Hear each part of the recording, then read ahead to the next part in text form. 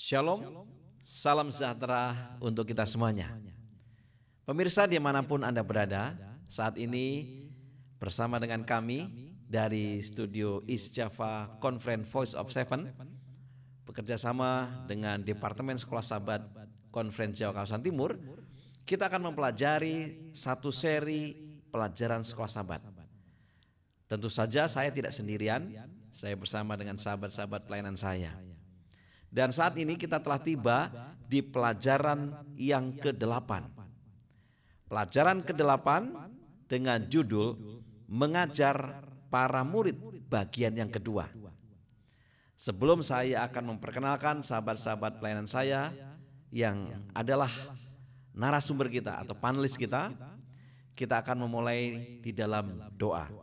Dan doa akan dipimpin oleh hamba Tuhan Pendeta Griffin Sakul. Kami persilahkan Pak Pendeta.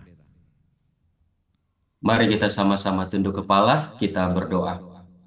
Bapa di surga, terpujilah namamu. Terima kasih untuk segala berkat kasih karunia yang Tuhan berikan bagi kami. Saat ini kami siap untuk mempelajari firman-Mu melalui pelajaran Sekolah Sahabat.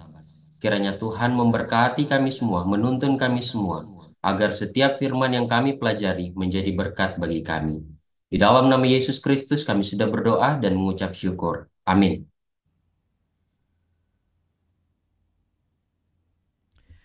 Pemirsa, pelajaran ke-8 mengajar para murid bagian 2 adalah kelanjutan dari pelajaran yang ke-7 dengan tema yang mirip.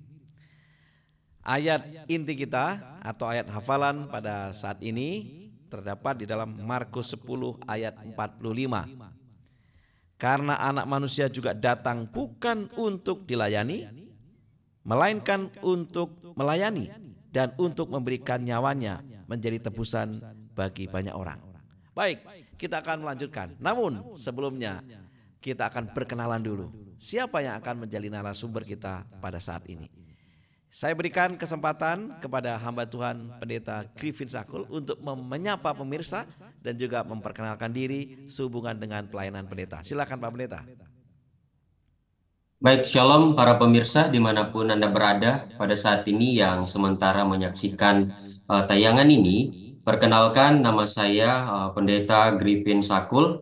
Saya melayani di distrik Nusa Tenggara Barat, tepatnya di Jemaat Isa Al-Masih Ampenan, Lombok. Terima kasih Pak Pendeta Griffin. Kemudian sahabat saya yang berikutnya ada Pendeta Markus Tiran. Silakan Pak Pendeta menyapa pemirsa dan memperkenalkan diri. Shalom kepada para pemirsa dimanapun berada pada saat ini. Perkenalkan, nama saya Markus Tiran. Dan pada saat ini saya melayani di Distrik Madiun, terlebih khusus di Jemaat Magetan dan Poncol. Baik, itulah sahabat-sahabat saya yang akan membantu kita menguraikan pelajaran Sekolah Sahabat kita, khususnya pelajaran yang ke-8. Sekali lagi, pelajaran ke-8 dengan judul Mengajar Para Murid bagian yang kedua. Ayat inti terdapat di dalam Markus 10 ayat 45. Karena anak manusia juga datang bukan untuk dilayani, melainkan untuk melayani dan untuk memberikan nyawanya menjadi tebusan bagi banyak orang. Pemirsa, di dalam pendahuluan dikatakan dalam pasal-pasal sebelumnya yang telah kita pelajari, Markus menekankan pemikiran yang dikatakan Yesus dalam khotbahnya tentang kerajaan Allah. Namun dalam pasal 10, Markus menulis dampak kerajaan Allah terhadap hati orang-orang yang telah menerima prinsip-prinsip kerajaan Allah itu ke dalam kehidupan mereka. Markus juga menuliskan bagaimana kita juga dapat mengalami kerajaan itu sambil menunggu perwujudannya yang mulia di akhir zaman. Tema-tema pada pelajaran pekan ini ada 3 kurang lebih ya. Yang pertama, Markus memberi gambaran bahwa orang yang ingin masuk kerajaan Allah harus mempunyai sifat alamiah anak kecil. Yang kedua, Allah memanggil orang kaya dan juga orang miskin untuk masuk ke dalam kerajaan Allah. Dan yang ketiga, untuk mengalami kerajaan Allah sekarang, kita harus mengingat beberapa prinsip tertentu. Untuk membahas ini, kita akan bagi dua bagian. Bagian yang pertama, Pendeta Griffin Sakul akan memberikan ringkasannya di pelajaran hari Minggu sampai dengan Selasa. Kami berikan waktu untuk Pendeta Griffin Sakul. Baik, terima kasih Pak Pendeta. Pada saat ini saya akan membahas pelajaran kita dari pelajaran hari Minggu sampai pelajaran hari Selasa. Kita akan melihat poin-poin penting dalam pelajaran ini. Pada bagian yang pertama, pada pelajaran hari Minggu, ada sebuah kisah di sana yang tercatat dalam kitab Markus pasal 10. Pelajaran hari Minggu mengenai rencana Allah di dalam pernikahan. Nah, kita akan melihat apa sebenarnya rencana Allah terhadap pernikahan itu sendiri. Kalau kita membuka di dalam kitab Markus pasal 10 ayatnya yang pertama sampai ayat yang ke-12, di sana berbicara mengenai orang-orang Farisi di mana mereka bertanya kepada Yesus terkait tentang apakah boleh seorang laki-laki menceraikan istrinya. Karena di kalangan orang Farisi, perceraian ini dianggap sah dengan berbagai macam alasan tentunya. Nah, saudara-saudaraku, sebenarnya dari pertanyaan mereka ini ada hal yang kita bisa lihat. Pertanyaan mereka ini timbul hanya untuk mau mencobai Yesus, hanya untuk mau menjebak Yesus. Kenapa? Salah satu alasannya adalah yaitu pada saat itu seorang raja yang memimpin pada saat itu, Raja Herodes Antipas ya, dia menceraikan istrinya. Kemudian dia menikah dengan istri dari saudaranya laki-laki. Jadi salah satu alasan kenapa mereka memberikan pertanyaan ini di sisi lain adalah supaya mereka mau menjebak Yesus agar Yesus ini masuk dalam hal yang dilakukan oleh Raja Herodes ini.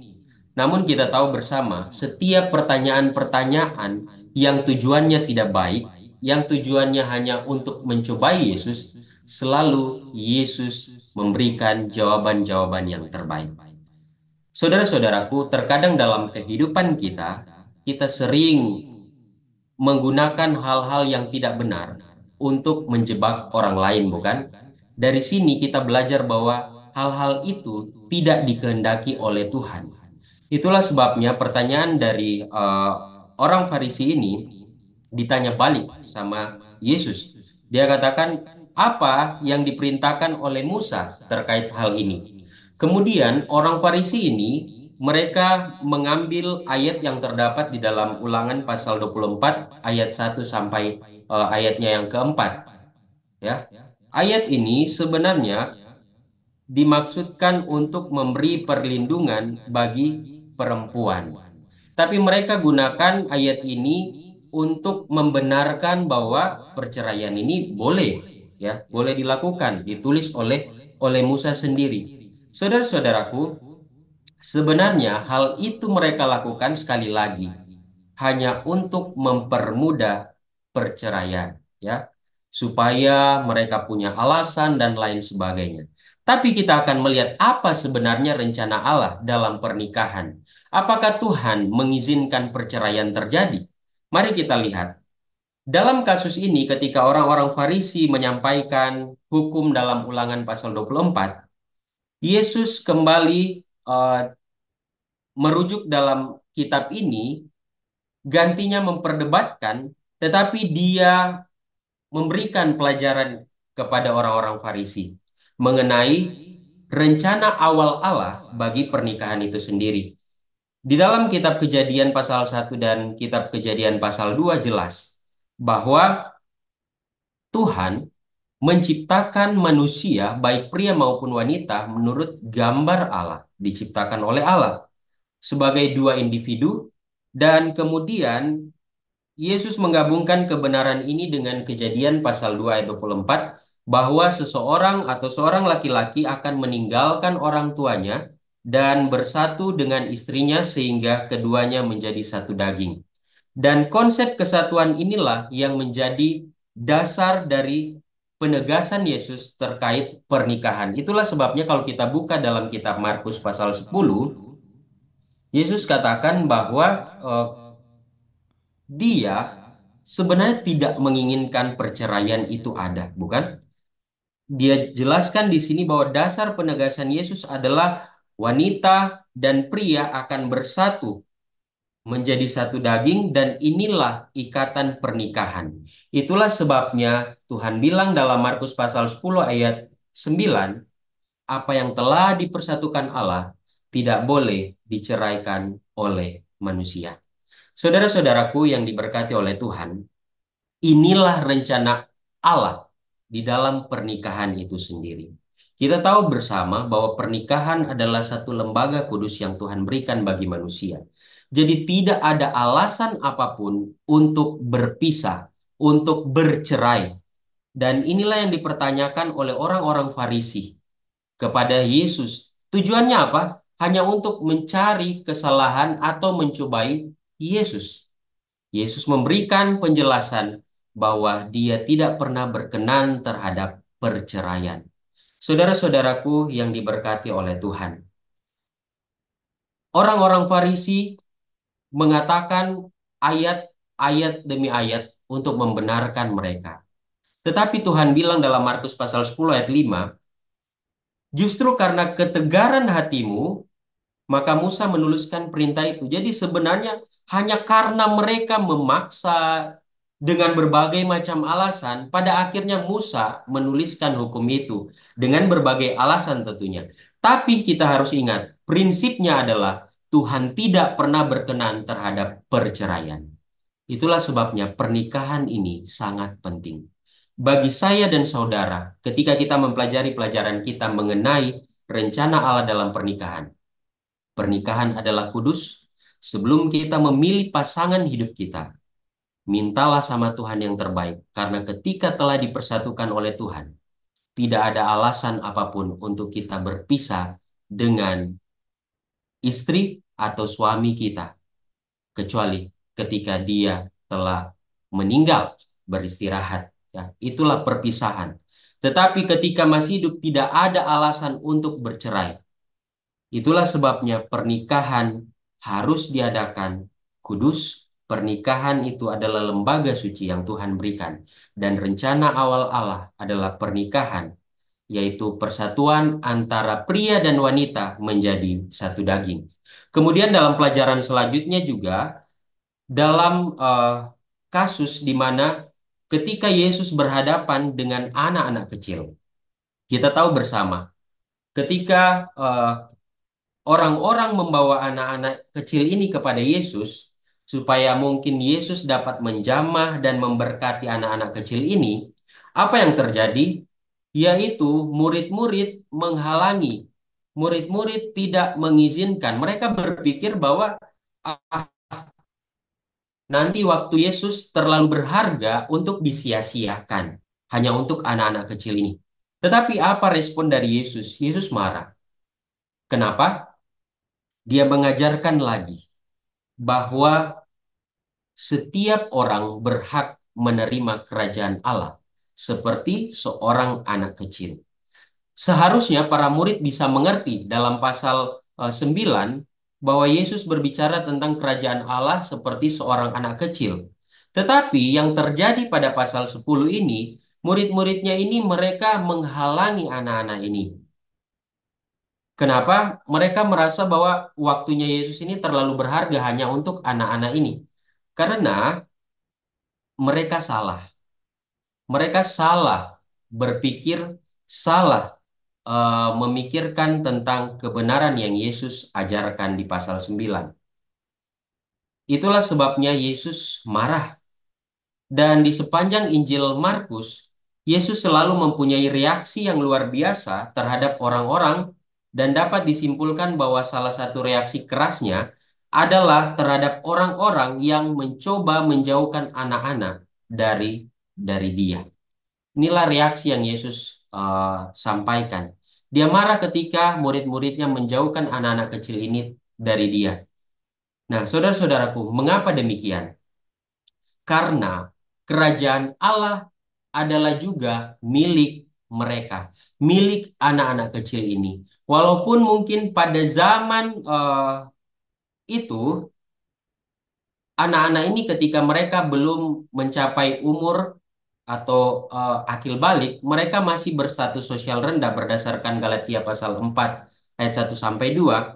Tetapi di sini Yesus mau mengajarkan bahwa anak-anak kecil ini memiliki eh, kerajaan Allah, berhak juga dimiliki oleh mereka, dan seseorang harus menerimanya dalam sikap dan pandangan seorang anak kecil. Dan ini mungkin merujuk juga pada kepercayaan sederhana. Jadi saudara-saudaraku, apa yang Yesus mau ajarkan dari pelajaran ini? Di mana ketika kita mau menerima kerajaan Allah, kita harus menerimanya seperti seorang anak kecil. Kenapa? Saya kasih contoh sederhana begini. Ketika seorang anak menerima hadiah, dia tidak akan berpikir apakah hadiah ini sangat mahal kah, atau apakah dia layak untuk menerima, pantaskah dia menerima hadiah ini. Tetapi yang dilakukan oleh anak-anak kecil ini ketika menerima hadiah dari seseorang adalah mereka tersenyum, mereka membuka tangan mereka dan mengambil hadiah itu dari seseorang. Inilah yang dilakukan oleh seorang anak kecil. Dan di sini Yesus mengajarkan kepada kita bahwa begitulah cara kita menerima hadiah kasih karunia yang Tuhan berikan bagi kita. Kita hanya membuka hati kita menerima karunia Allah itu dengan penuh sukacita yang Tuhan telah berikan. Karunia keselamatan yang Tuhan berikan secara cuma-cuma bagi kita. Itulah sebabnya. Inilah betapa penting kerajaan Allah dihubungkan dengan anak-anak kecil. Dan inilah yang Yesus mau ajarkan kepada para murid-muridnya. Menerima kebenaran, menerima kasih karunia itu sama seperti seorang anak kecil menerima hadiah. Dia tersenyum dengan sukacita menerima hadiah tersebut. Kemudian pada bagian yang ketiga di pelajaran hari Selasa, Yesus juga mengajarkan kepada murid-muridnya, kepada orang-orang pada saat itu, bahkan kita, yaitu dia memberikan petunjuk bagaimana berinvestasi yang paling terbaik. Dikisahkan dalam Markus pasal 10 ayat 17 sampai ayat 27, satu kisah di mana ada seorang pria. Mungkin di sini dalam pelajaran sekolah sahabat mengatakan mengindikasikan ketulusan dan rasa hormatnya kepada Yesus. Seorang pria yang dikatakan kaya, orang muda yang kaya, di mana dia datang kepada Yesus, kemudian dia bertanya tentang bagaimana supaya memperoleh hidup yang kekal. Dan ini adalah suatu pertanyaan yang berpusat pada setiap jiwa yang merindukan keselamatan. Apa yang Yesus lakukan? Yesus merespon dan dia merujuk kepada 2 loh batu atau 10 perintah Allah yang ditulis oleh Allah sendiri. 10 hukum Allah. Tapi kita lihat respon dari pria ini, dia katakan apa? Dia ini luar biasa. Dia sudah menuruti 10 perintah Allah ini bahkan dari kecil. Ini seseorang yang sangat idealisme. Seseorang yang mengatakan bahwa dia sudah pelihara dari kecil. Luar biasa penurutannya. Saudara-saudaraku, kalau kita baca dari keempat Injil, hanya di Injil Markus yang mencatat bahwa Yesus mengasihi pria tersebut. Yesus sangat mengasihi pria ini. Dan ada sesuatu yang menarik mengenai idealisme pria tersebut. Kalau dibilang, dia telah menuruti semua perintah Allah, 10 hukum Allah.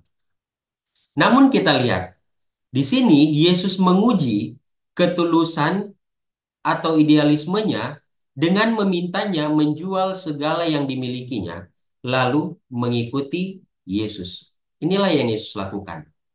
Mau membuktikan bahwa apakah dia benar-benar adalah pria yang tulus yang benar-benar menuruti perintah-perintah Allah, Yesus menguji dia dengan menyuruh dia menjual segala yang dimilikinya, lalu mengikuti Yesus. Tapi apa respon dari pria ini? Pria ini menjadi kecewa karena dia memiliki banyak harta tentunya, kekayaan yang dia miliki. Dan dari sinilah, dari respon dia inilah yang kecewa dan meninggalkan Yesus pada akhirnya membuktikan bahwa dia tidak sedang bersungguh-sungguh menuruti hukum-hukum itu. Kenapa? Karena dia melanggar hukum yang pertama. Apa hukum yang pertama? Yaitu jangan ada padamu Allah lain di hadapanku.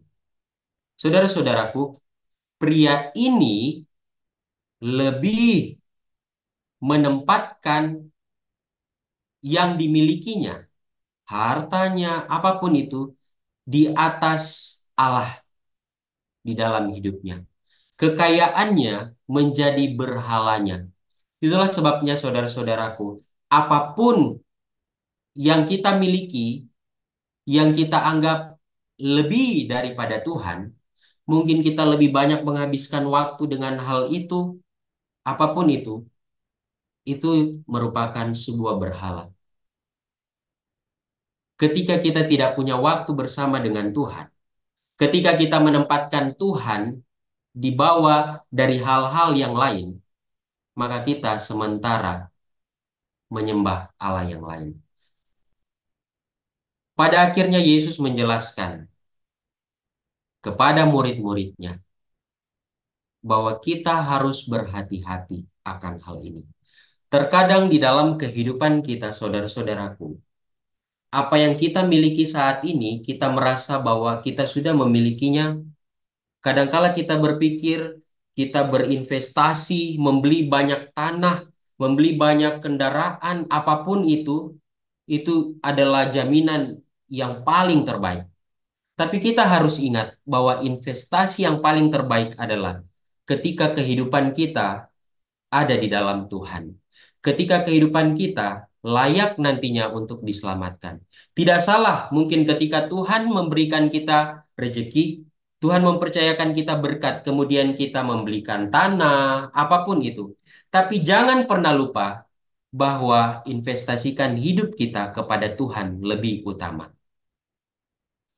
Ada beberapa orang yang mungkin kita lihat secara langsung.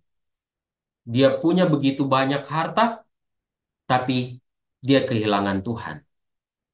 Dia tidak memberi dirinya kepada Tuhan.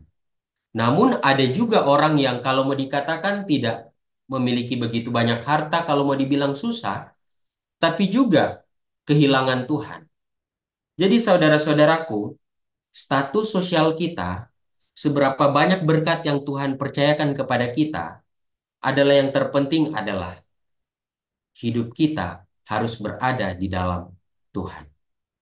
Saudara-saudaraku, sebagai closing statement untuk kita, dari pelajaran hari Minggu sampai pelajaran hari Selasa. Yang pertama adalah Tuhan tidak pernah mengizinkan perceraian terjadi dalam kehidupan setiap umat-umatnya.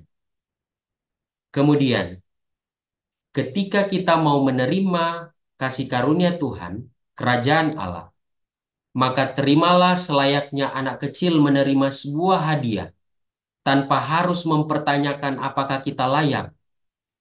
Tetapi kita akan hidup di dalam Tuhan, hidup di dalam iman, percaya sungguh-sungguh kepada Tuhan, dan menerima keselamatan itu dengan sukacita tanpa terbeban. Dan kemudian bagian yang ketiga adalah pastikan hidup kita berada di dalam Tuhan. Seberapa banyak berkat yang Tuhan izinkan, Tuhan percayakan bagi kita, atau mungkin kita merasa bahwa berkat yang Tuhan percayakan kepada kita sedikit, tapi bukan itu masalahnya. Masalahnya adalah pastikan investasi terbesar kita adalah menyerahkan seluruh hidup kita hanya kepada Tuhan dan biarkan Tuhan yang melaksanakan setiap hal dalam hidup kita. Dan ketika Tuhan Yesus datang, kita boleh layak untuk diselamatkan. Tuhan kiranya memberkati kita semua. Baik, Terima kasih untuk Pendeta Griffin Sakul, luar biasa. Ada banyak pelajaran yang diberikan oleh Tuhan Yesus kepada murid-murid. Ya, bagaimana menjadi bagian daripada kerajaan Allah itu. Tentang perceraian misalnya. Zaman dulu memang perempuan itu dianggap rendah. Bahkan kalau laki-laki nih yang merasa suaminya kemudian tidak suka dengan perempuan atau istrinya yang pada waktu itu, maka laki-laki bisa dengan mudah menceraikan istrinya. Dan itu menjadi gambaran bagaimana perempuan dianggap rendah. Tetapi pelajaran kita hari ini, kita melihat Tuhan melihat keadilan yang sangat luar biasa. Tuhan ingin perempuan yang secara status sosial tadi dianggap rendah menjadi bagian kerajaan Allah. Demikian juga tentang anak-anak. Anak-anak juga dianggap rendah, tidak terlalu penting. Dalam budaya kuno, anak-anak tidak terlalu penting. Dan Yesus mengajarkan kepada kita juga bagaimana Allah atau kerajaan Allah ini merespon akan anak-anak. Kita harus menerima mereka. Dan yang ketiga tadi gambaran bagaimana orang yang kaya. Ini secara status sosial ini sangat tinggi ini nilainya. Tetapi di hadapan Tuhan tidak ada status sosial, tidak ada perempuan, tidak ada anak-anak, bahkan tidak ada orang kaya. Bagi Tuhan, kerajaan Allah adalah milik semua orang yang mau menerimanya. Pelajaran sangat menarik. Mari kita lanjutkan pelajaran kita di bagian yang kedua ini. Pelajaran apa lagi yang akan kita terima? Kami persilahkan kepada hamba Tuhan Pendeta Markus Tiran. Silakan. Oke, baik. Terima kasih Pak Pendeta untuk kesempatan yang diberikan pada saat ini.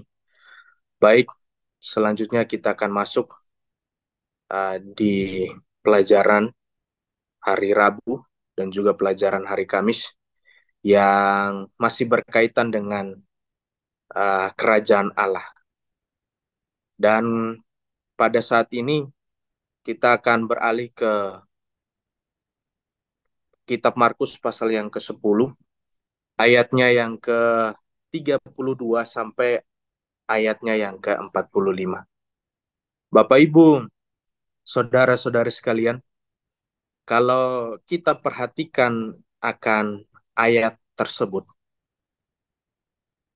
di situ dikatakan bahwa Yesus dalam perjalanan menuju ke Yerusalem bersama-sama dengan murid-muridnya. Dan ada hal penting yang Yesus mau sampaikan atau Yesus tekankan kepada para murid-murid pada saat dalam perjalanan mereka ke Yerusalem. Sehingga di kitab Markus pasal yang ke-10 ayat 32 ya, terlebih khusus sampai ayatnya yang ke-34 dengan judul perikopnya itu pemberitahuan ketiga tentang penderitaan Yesus. Ya. Jadi dalam perjalanan mereka menuju ke Yerusalem, Yesus itu sudah memberikan sebuah gambaran ya sehubungan dengan pekerjaan atau misi yang ya Yesus itu lakukan ya. Tetapi ketika murid-murid bersama-sama dengan Yesus ya dalam perjalanan mereka ya, mereka ini menganggap hal yang berbeda ya sehubungan dengan misi daripada Yesus itu sendiri ya, di mana mereka berpikir bahwa ya Yesus itu adalah Mesias yang di mana dia akan menjadi raja, di mana dia pun akan mendirikan akan kerajaannya ya. Ya. Sehingga di dalam pasal ini ya Yesus ingin kembali menekankan ya sehubungan dengan apa yang dia lakukan. Sehingga mereka ini tidak salah kaprah atau dalam hal ini mereka tidak salah mengerti sehubungan dengan ya misi yang Yesus lakukan. Makanya kalau kita baca di pelajaran sekolah Sabat itu ya di situ dikatakan bahwa ya di dalam Markus pasal 10 ayat 32 sampai 45 ini mau mengungkapkan ya ketidaktahuan ya yang berkelanjutan daripada murid-murid ya, sehubungan dengan misi yang dia lakukan, dan juga sehubungan dengan arti mengikut akan Yesus itu sendiri. Ya. Dan terjadilah ya dialog. Kalau kita perhatikan di dalam pelajaran sekolah sahabat kita ya. Yang dimana ketika Yesus sudah menyampaikan sehubungan dengan ya apa yang akan terjadi dan tujuan yang dilakukan oleh Yesus pada saat itu, dia pun mengatakan di dalam Markus pasal yang ke-10 ayat yang ke-34, 33 dan 34 ya. Sehubungan dengan ketika nanti mereka akan sampai atau tiba di Yerusalem. Di mana di situ dikatakan bahwa sekarang kita pergi ke Yerusalem dan anak manusia akan diserahkan kepada imam-imam, kepala dan ahli-ahli Taurat, dan mereka akan menjatuhkan dia hukuman mati. Dan mereka akan menyerahkan dia kepada bangsa-bangsa yang tidak mengenal Allah. Lalu ayat 34, dan ia akan diolok-olokkan, diludahi, disesah, dan dibunuh. Dan sesudah 3 hari, ia akan bangkit. Jadi, Yesus itu sudah memberikan sebuah gambaran ya, sehubungan dengan apa yang nantinya akan terjadi di dalam misi atau pekerjaan yang dilakukan oleh Yesus pada saat itu.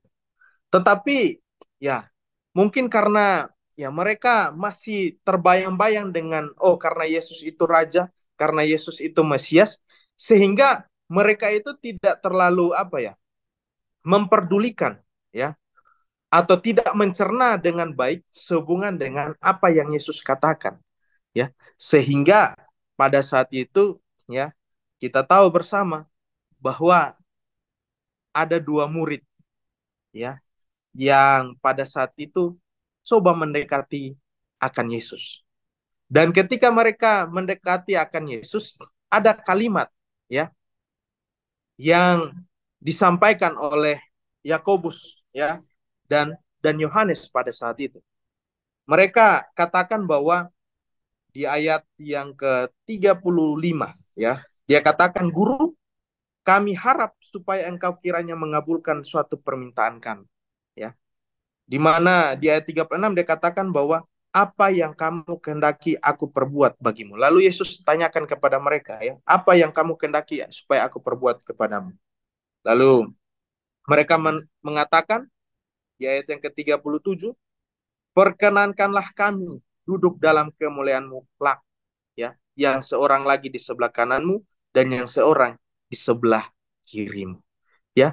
Jadi mereka itu masih berfokus kepada kerajaan yang nantinya Yesus itu dirikan. Ya. Ketika mereka akan tiba di Yerusalem. Jadi ketika mereka melihat akan hal tersebut, mereka pun datang meminta kepada Tuhan, ya, ingin mendapatkan suatu tempat, ya, ketika Yesus mendirikan akan kerajaan, ya. Lalu Yesus pun bertanya, ya, dapatkah engkau meminum cawanku? Ya, Tuhan memberikan sebuah pertanyaan kepada Yakobus dan Yohanes pada saat itu. Dan mereka mengatakan bahwa mereka sanggup ya untuk ya melakukan ya apa yang Tuhan pertanyakan kepada mereka sehubungan dengan cawanku. Karena dalam hal cawanku, dalam hal ini Tuhan mau mengatakan bahwa akan ada beberapa hal yang akan terjadi ya di dalam pelayanan yang dilakukan oleh Yesus. Karena maksud daripada cawan yang Yesus sampaikan pada saat itu berkaitan dengan penderitaan ya yang akan dialami oleh Yesus itu sendiri ya, sehubungan yang disampaikan di dalam kitab Markus pasal yang ke-10 ayatnya yang ke-33 dan 34 ya, di mana dia akan diserahkan kepada imam-imam kepala, kepada pemerintah ya, ahli-ahli Taurat, bahkan di situ dia akan diolok-olokkan ya, diludahi, bahkan dia akan dibunuh ya. Tetapi oleh karena ya Yakobus dan Yohanes ini masih terus beriming-iming untuk mendapatkan suatu tempat di dalam kerajaan Allah, sehingga mereka tidak dapat memahami ya sehubungan dengan apa yang Yesus sampaikan pada saat itu. Makanya mereka langsung menjawab dengan penuh kepercayaan diri bahwa mereka sanggup untuk apa? Melakukan atau peristiwa yang akan terjadi di dalam perjalanan Yesus pada saat itu. Dan kalau kita lihat di dalam pelajaran sekolah Sabat, ya, di situ pun Yesus kembali untuk menekankan ya sehubungan dengan tujuan dia, misi yang dia lakukan. Sehingga murid-murid ini bisa dapat memahami, sehingga mereka boleh dapat mengerti sehubungan dengan misi atau pekerjaan atau tujuan yang Yesus itu buat pada saat itu.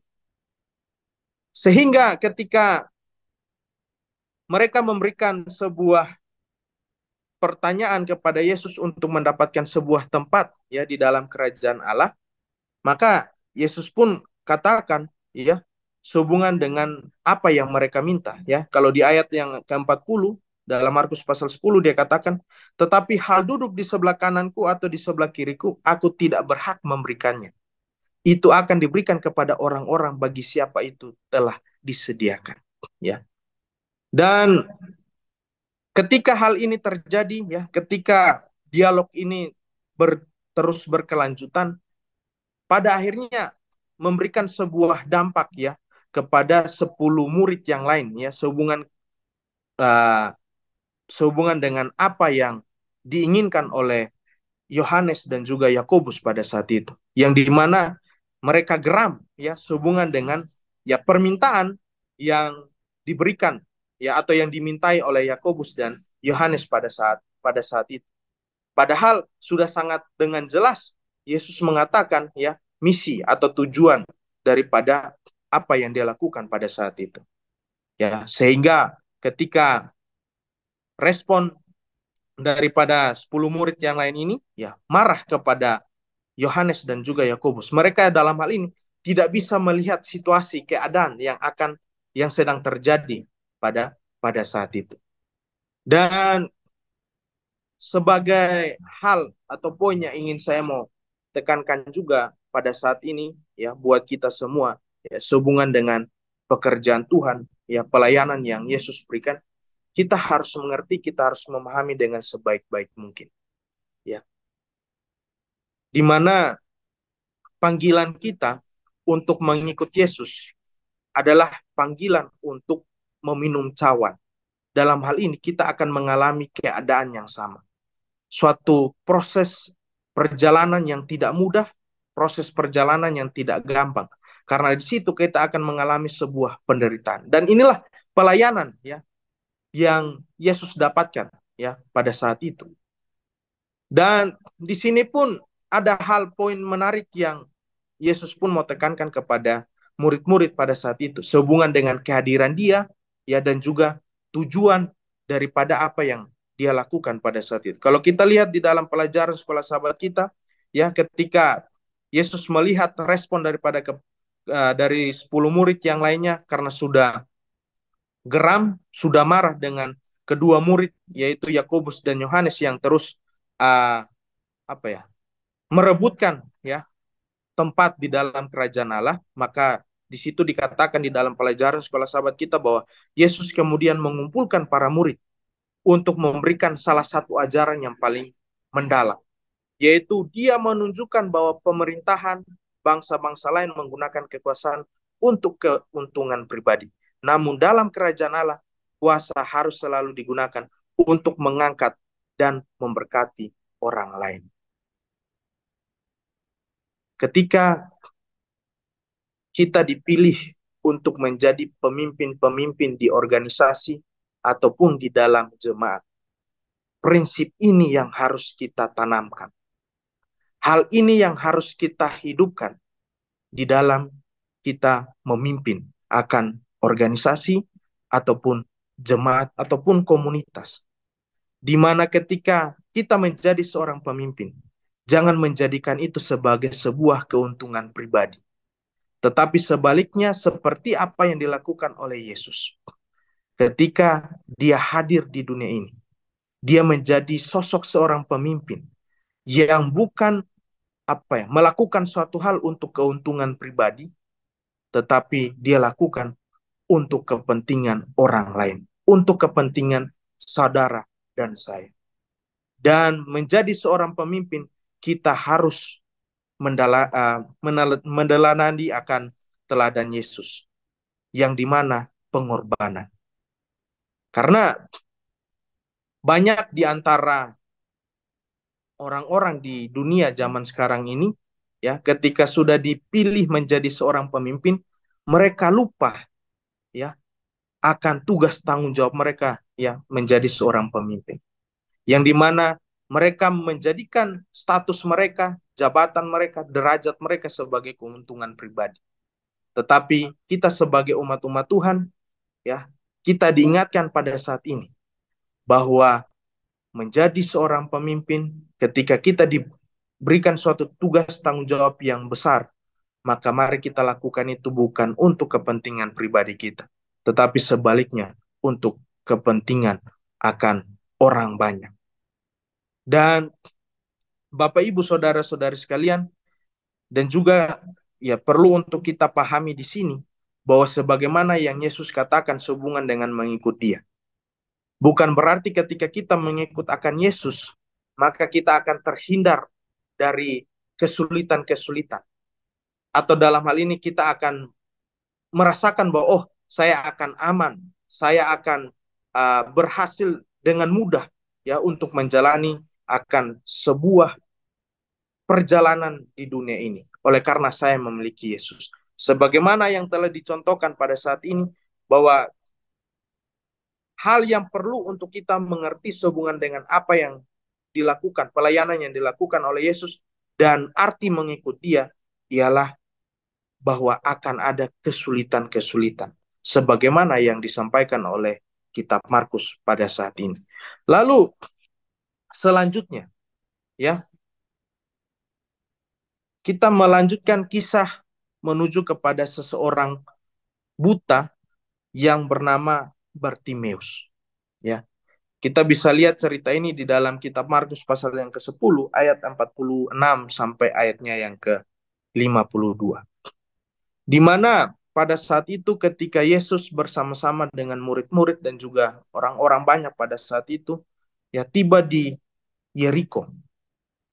Dan ketika mereka tiba di Yeriko dan setelah Yesus keluar dari Yeriko bersama-sama dengan, ya, murid-murid dan juga orang-orang banyak pada saat itu, ya, ada suatu cerita menarik, ya, di mana Yesus dan murid-murid ini diperhadapkan dengan seorang yang buta pada saat itu, yang bernama Bartimeus. Ketika Bartimeus mendengar bahwa Yesus ada di tempat pada saat itu, suatu keinginan, suatu kerinduan, ya, untuk mengalami yang namanya kesembuhan. Dia ingin merasakan mujizat-mujizat yang, ya, yang sudah dibuat atau dilakukan oleh Yesus. Jadi kabar tentang mujizat Yesus, kabar tentang kuasa yang dimiliki oleh Yesus sudah terdengar kepada banyak orang pada saat itu. Dan tentunya, ya, ketika seseorang yang mengalami pergumulan di dalam kesehatannya, ya, seperti seorang Bartimeus, tentunya dia pun ingin merasakan akan, ya, kesembuhan, ya, yang dia inginkan, ya, karena dia mendengar kabar sehubungan dengan mujizat-mujizat hebat yang telah dibuat oleh Yesus pada saat itu. Dan ketika Yesus bersama-sama dengan murid-muridnya melewati, ya, kota Yeriko pada saat itu,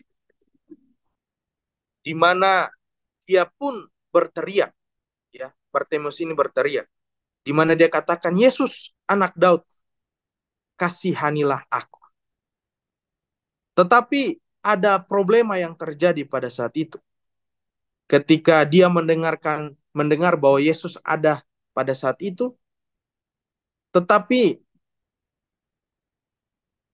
merasakan, ya, sebagaimana yang tadi saya sudah katakan, ada sebuah kendala yang terjadi, di mana ketika dia menginginkan Yesus menjamah akan sakit yang dia derita, tetapi justru teriakannya ini menimbulkan hal yang tidak baik, ya, kepada orang-orang yang pada saat itu mengikut akan Yesus, ya. Dalam hal ini mereka mencoba menghalangi, ya, Bartimeus ini, ya, untuk merasakan mujizat kesembuhan, ya, daripada Yesus itu sendiri.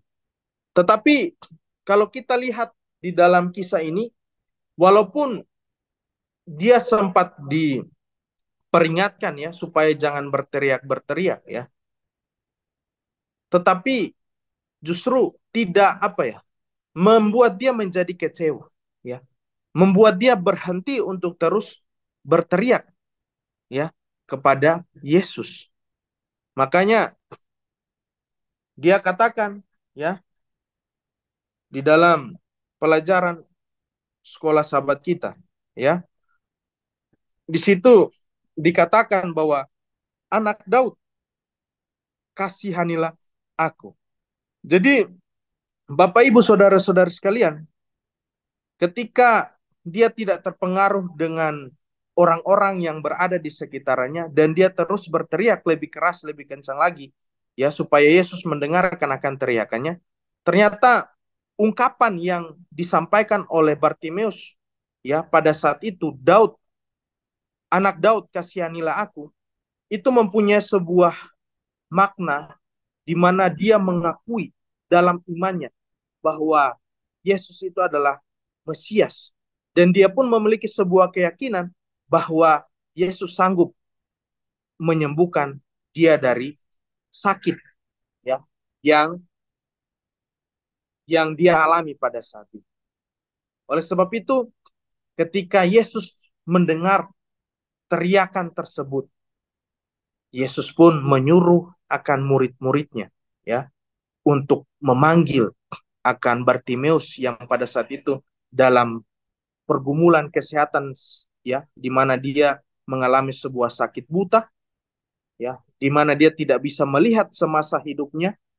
Lalu mereka pun datang mengangkat dia, ya, lalu membawa dia, ya, kepada Yesus. Dan di situ Yesus pun bertanya kepada Bartimeus, apa yang engkau kehendaki supaya aku perbuat bagimu? Hal yang sama, kalimat yang sama, ya. Kembali Yesus buat pada saat itu, baik kepada Yohanes dan Yakobus dan juga kepada Bartimeus. Apa yang engkau kehendaki supaya aku perbuat bagimu? Bartimeus katakan bahwa dia ingin, ya, dia ingin sembuh, dia ingin, ya, melihat, ya, sebagaimana yang terdapat di dalam kitab Markus pasal yang ke-10 ayat 51, dia katakan, tanya Yesus kepada, apa yang kau kehendaki supaya aku perbuat bagimu? Jawab orang buta itu, Rabuni, supaya aku dapat melihat. Lalu di ayat 52 katakan, lalu kata Yesus kepadanya, pergilah, imanmu telah menyelamatkan engkau. Pada saat itu juga melihatlah ia, lalu ia mengikut Yesus dalam perjalanan. Jadi Bapak Ibu, saudara-saudari sekalian, panggilan untuk kita semua sehubungan dengan hal mengikut Yesus. Apapun yang menjadi kendala kita, apapun yang mungkin membuat kita terhalang untuk dekat kepada Tuhan, mari kita tetap melakukan itu dengan datang sungguh-sungguh kepada Yesus. Yang saya mau sampaikan sehubungan dengan kisah daripada Bartimeus ini ialah dia memiliki iman yang sungguh-sungguh. Walaupun dia tidak dapat melihat, tetapi dia memiliki suatu iman yang begitu luar biasa.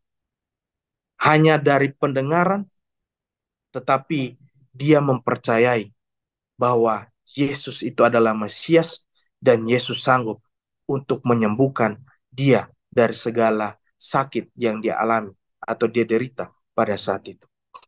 Pelajaran penting bagi kita bahwa ya, terkadang di dalam kita berjemaat ataupun di dalam kita mengikut akan Yesus, ya, kendala-kendala itu justru datangnya dari sekitaran kita, ya, dari dalam lingkungan kita yang menghambat kita untuk datang kepada Yesus. Tetapi sebagaimana kisah daripada Bartimeus ini, ya, memberikan sebuah perenungan bagi kita. Walaupun ada kendala-kendala yang mencoba menghalangi dia untuk datang kepada Yesus, tetapi dia tetap dengan sekuat tenaga.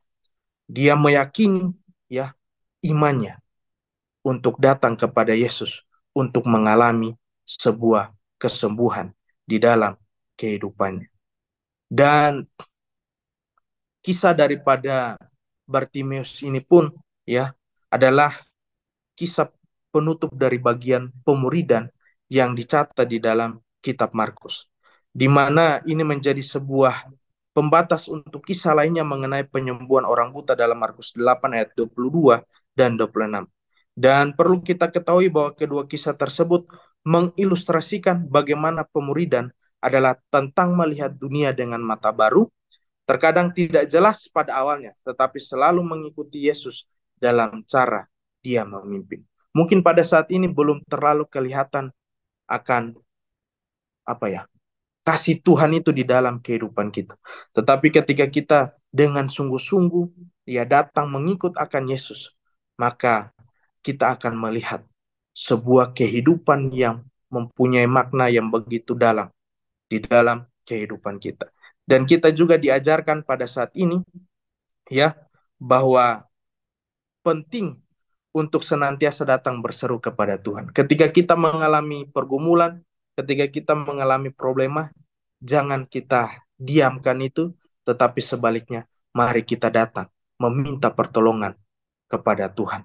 Karena Tuhan mampu, Tuhan Yesus sanggup, ya, untuk meringankan akan segala beban-beban yang ada di dalam kehidupan kita masing-masing. Jadi kiranya pelajaran hari Rabu dan pelajaran hari Kamis ini boleh menjadikan suatu pelajaran penting bagi kita sehubungan dengan mengerti misi Tuhan dan juga arti daripada mengikut akan Yesus. Kiranya Tuhan memberkati kita semua.